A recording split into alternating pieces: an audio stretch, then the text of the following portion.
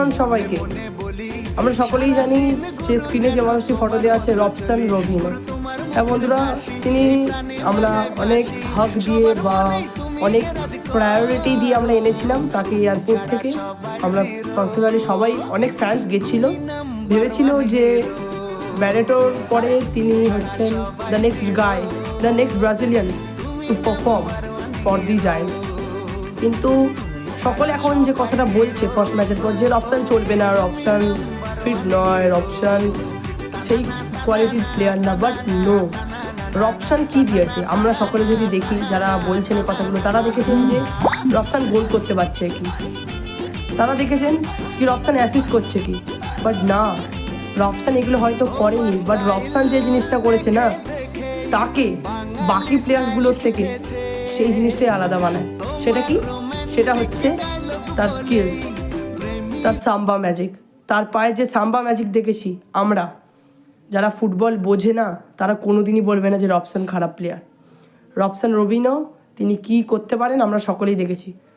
যখন তিনি ওই শটগুলো মারছিলেন না, সেটা দেখি আমাদের মনে পড়ে গেছিলো ব্যারেটোর কথা, মনে পড়ে গেছিলো নেইমার জুনিয়রের কথা, মনে পড়ে গেছিলো এক ব্রাজিলিয়ান ফুটবলারের কথা। আর বুঝতে পেরেছিলাম যে না, এইটাই হচ্ছে ব্রাজিলিয়ান প্লেয়ার, যেটা বিশ্বমানে তাদেরকে আলাদা করে, যেটা বিশ্বমানে তাদেরকে ডিফারেন্স সৃষ্টি করে অন্য টিমেদের থেকে, আর্জেন্টিনার থেকে এবং আলাদা টিমের সাথে।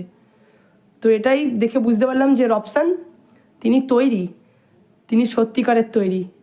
এই আইএসএলে ফার্স্ট ম্যাচে হয়তো তিনি গোল পেলেন না, আমি অলরেডি ভিডিও দিয়েছি যে দিমিত্রিয়স পেত্রাতস তিনিও পাননি, বাট এই যে প্লেয়ারগুলো আছে না, কামিন্স হয়তো গোল পায়নি, এই যে প্লেয়ারগুলোর কথা বলছি আমি, এই প্লেয়ারগুলো কিন্তু নেক্সট ম্যাচে যত বল গড়াবে আইএসএলে, এরা কিন্তু নেক্সট ম্যাচে খুব স্ট্রংলিভাবে নিজেদের পারফরমেন্স দেবে এবং নিজেদের প্রুফ করবে সার্জিও লিওরার তত্ত্বাবধানে। এবং রবসান কি প্লেয়ার আমরা সকলেই দেখেছি। তো আশা করছি যত তাড়াতাড়ি বল গড়াবে এবং রবসান তার সাম্বা ম্যাজিকটা আরও দেখাবে এবং তিনি গোল করবেন, তিনি অ্যাসিস্ট করবেন এবং তিনি হয়ে উঠবেন ব্রাজিলিয়ান মোহনবাগানের নয়নের মণি।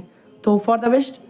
আশা করছি ভিডিওটি ভালো লাগলে লাইক, সাবস্ক্রাইব এবং শেয়ার করবেন। তো for the best. Next match আমাদের চেন্নাইয়ের সাথে, আশা করছি সেই ম্যাচে রবসান, দিমি, কামিন্স এরা গোল করবে এবং প্রুফ করবে যে মোহনবাগান ভারতের জাতীয় ক্লাব ছিল, আছে, থাকবে এবং মোহনবাগান কোনোদিনও হারিয়ে যাবে না। আর সার্জিও লিওরার তত্ত্বাবধানে তো আরও শক্তিশালী হয়ে উঠবে এবং আইএসএল আমরা আবার ডিফেন্ড করব। তো হোপ ফর দ্য বেস্ট। জয় মোহনবাগান সবাইকে।